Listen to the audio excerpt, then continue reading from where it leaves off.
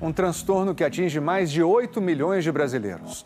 Ao longo das últimas semanas, o Dr. Drauzio Varela mostrou como é importante que o diagnóstico do transtorno do déficit de atenção e hiperatividade seja feito o mais cedo possível. No último episódio da série, você vai descobrir que com tratamento e estratégia, quem tem TDAH pode o que quiser.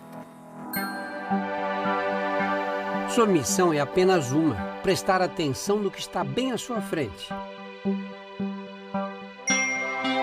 É o que basta para tudo em volta atrair o seu olhar.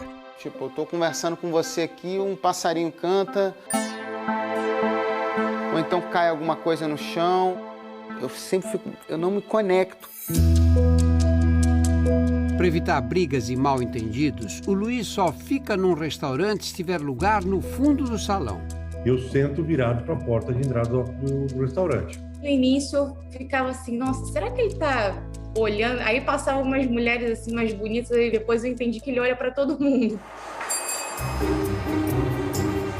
Um hábito que ele desistiu de querer controlar. Quem entrar no restaurante eu vou olhar. É automático, não tem se prender a cabeça ou só os olhinhos. Luiz é um empresário de 64 anos, bem-sucedido, saudável e feliz no casamento. Hoje ele vai contar como aprendeu a lidar com o transtorno de déficit de atenção e hiperatividade, o TDAH.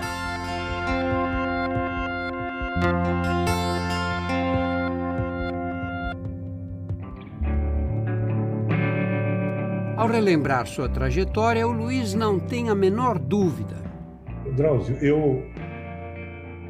eu tive muita sorte que a minha mãe foi a primeira que diagnosticou TDAH para mim. Logicamente que naquela época não se chamava TDAH. E ela foi ao médico e disse: meu filho tem o bicho carpinteiro. Para a mãe do menino hiperativo, que ainda tinha 6 irmãos, o pediatra, lá atrás, nos anos 60, deu o seguinte conselho: ensine ele, dê atividade, não brigue com ele. Eu praticava 2, 3 esportes simultaneamente. Fiz 2 faculdades ao mesmo tempo. Cara agitado mesmo, hein? 40 anos depois, a mãe do Emanuel teve uma experiência completamente oposta ao tentar descobrir por que o filho de 7 anos era tão agitado. Eu ouvi de médicos renomados várias coisas do tipo: mãe, você precisa dar limite para essa criança. Mãe, essa criança precisa ficar de castigo. Não existe castigo que resolva um comportamento causado por um desequilíbrio químico na comunicação entre os neurônios dentro do cérebro. O que parece malcriação, na verdade, é uma disfunção em capacidades importantes como concentração, memória, administração do tempo e controle de impulsos. É fundamental que a gente possa buscar profissionais que conheçam o desenvolvimento normal de crianças e adolescentes, conheçam noções de psicopatologia moderna para que ele possa fazer esse diagnóstico. Na 7ª médica, que foi uma psiquiatra infantil, ela realmente nos acolheu, que era o que a gente precisava, né? E explicou calmamente todos os passos de o que é um TDAH. Denise também não esquece o acolhimento que recebeu ao buscar um grupo de apoio. De amigos de coração, hoje todos os nossos filhos são adultos e é uma vitória, cada uma aí dizendo: olha, meu filho formou, meu filho está trabalhando, meu filho está namorando, meu filho casou. O TDAH não tem cura, mas tem tratamento, como você viu no domingo passado. Envolve um tripé de ações. Psicoeducação, que é conhecer os sintomas e todos os aspectos do transtorno. Medicação, necessária em grande parte dos casos. E, por fim, a psicoterapia. Da terapia eu sempre mantive a minha vida toda e atualmente eu faço toda segunda-feira. Com a ajuda da medicação e dos esportes, Emanuel controlou a hiperatividade, terminou a escola e decidiu estudar direito. Ele não gostava de ler, como todo desatento, né? Porque começa a ler, se perde, tem que voltar. Para nossa surpresa, ele amou a faculdade e em nenhum momento ele quis desistir da faculdade. Comecei a criar mecanismos, principalmente na questão de organização, né? Não só de tempo, mas organização, assim, por exemplo, de uma mesa, uma sala de escritório, com a terapia.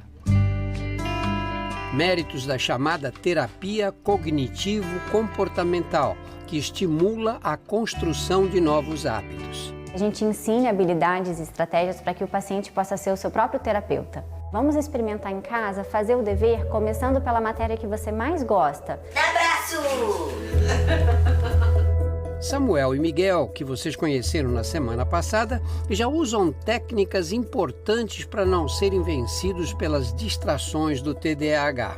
Ele não consegue ficar muito tempo focado. Então, o que eu fiz? Dividi o momento de estudo em partes. Então, ele fica 10 minutos, ele para beber uma água, mais 10. Está sendo mais produtivo para ele está conseguindo reter mais o aprendizado. No caso de crianças um pouquinho mais velhas, pré-adolescentes, a gente usa muito lembretes, frases que ela pode dizer para ela mesma para ajudá-la a modificar o comportamento. Por exemplo, tá acabando a aula, só mais um pouquinho. Eu fiz os cartazes para motivar ele a voltar para o foco. Esse era o principal que estava, era o que eu mais olhava. Ainda não se sabe ao certo o que desencadeia o TDAH. Mas é muito comum que, ao buscarem um diagnóstico para os filhos, os pais sejam surpreendidos com uma revelação. O transtorno de déficit de atenção e hiperatividade tem forte componente genético. Em cerca de metade dos casos, ele estará presente no pai ou na mãe. Eu descobri que tinha TDAH por conta do Samuel. Nossa, eu era muito mais agitada do que o Samuel. Eu tive muita dificuldade para estudar, eu reprovei 3 vezes na escola. Eu terminei o meu ensino médio aos 21 anos. E na família do Miguel, a surpresa foi dupla. Tanto a mãe quanto o pai dele acabaram de ter o diagnóstico confirmado. Gabriela e Marcelo sofriam com o transtorno desde pequenos e nem desconfiavam. Achei que ele era igual eu, acelerado, cheio de energia. Mas eu nunca pensei que era TDAH, não. Nós temos uma dificuldade muito grande com a organização da casa, em cumprir uma rotina dentro de casa. Isso afeta muito. A bagunça afeta a gente, né? Marido e mulher começaram o tratamento imediatamente, com terapia e medicação. Você tem TDAH? Falei assim, não, preciso de uma agenda. Eu saí do consultório, já fui direto na papelaria, comprei a agenda. Eu falei assim, então é por isso que eu não estou dando conta. Então agora, a partir de hoje, eu vou anotar tudo que eu preciso fazer. Deu muito certo com o Max. 10 anos depois do diagnóstico, o tempo não é mais um inimigo. Eu tenho uma agenda que eu cumpro a minha agenda, eu coloco todos os afazeres, né, tipo acordar, limpar o fundo da marcenaria, pintar a janela do quarto. O tratamento ele ensina, ele te habilita a se tornar uma pessoa que você foi consertado.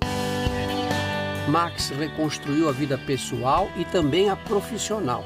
Eu consegui fazer o que eu queria, que era ter minha marcenaria e tocar o meu trompete, cantar e fazer minhas músicas e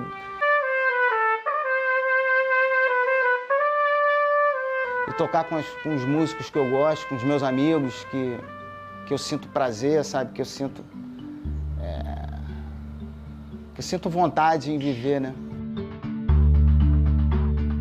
Hoje, aos 24 anos, Emanuel está se formando em Direito, mas decidiu se dedicar a outro tipo de trabalho. Viaja para cima e para baixo vendendo carros importados. Um adulto com TDAH, ele tem chances de se dar muito melhor num trabalho que seja mais ativo, animado, diferente, do que um trabalho que seja mais repetitivo e monótono. Eu encontrei uma coisa que eu gosto de fazer, tenho prazer em fazer. Isso porque as atividades que dão prazer estimulam uma região conhecida como centro de recompensa e aumentam a produção de substâncias químicas como a dopamina. Essa descarga de dopamina, então, ajuda o lobo frontal a aguçar o foco, que não funciona direito nas pessoas que têm TDAH.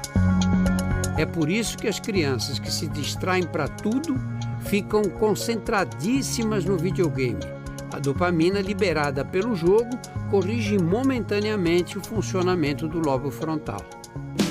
Manda um sinal se der vontade. Foi assim que o Fiuk, ainda adolescente, descobriu que poderia fazer da música o seu trabalho.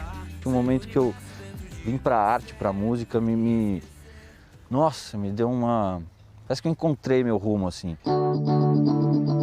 Mas e o Luiz? Hiperativo desde criança, como conseguiu concentração para fazer 2 faculdades e ainda virar empresário no ramo da tecnologia? Se eu simplesmente lesse, eu me perdia na leitura. Então, eu desenvolvi uma técnica própria. Eu lia um parágrafo e fazia um resumo do lado escrito. Que a hora que eu parasse para ler, eu conseguia gravar aquilo que eu estava lendo. Para distrações durante uma reunião, um coringa infalível. Por favor, pode repetir que eu não entendi direito?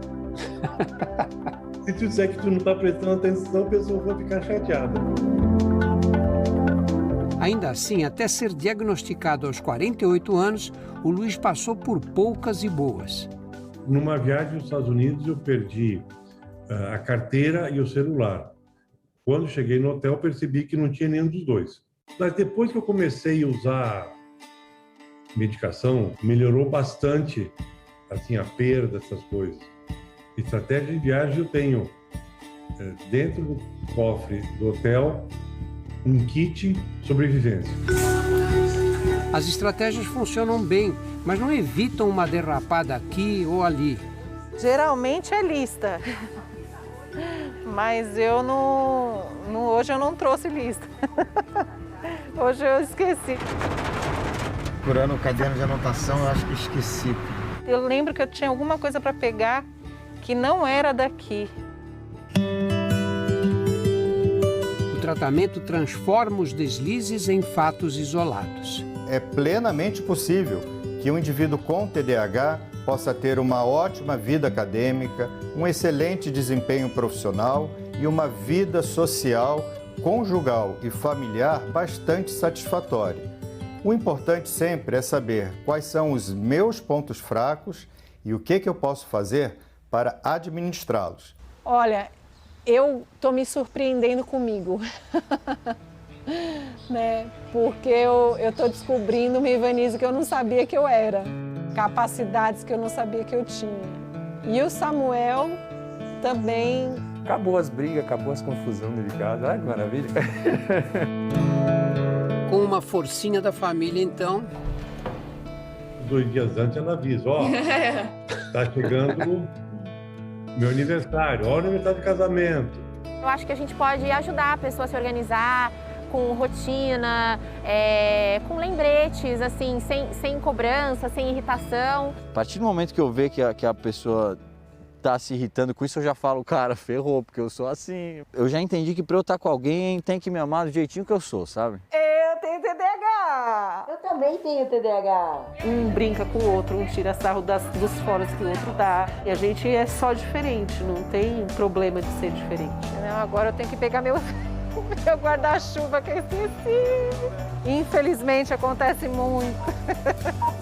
E com todo mundo, Ivanise, acho que a culpa é do guarda-chuva.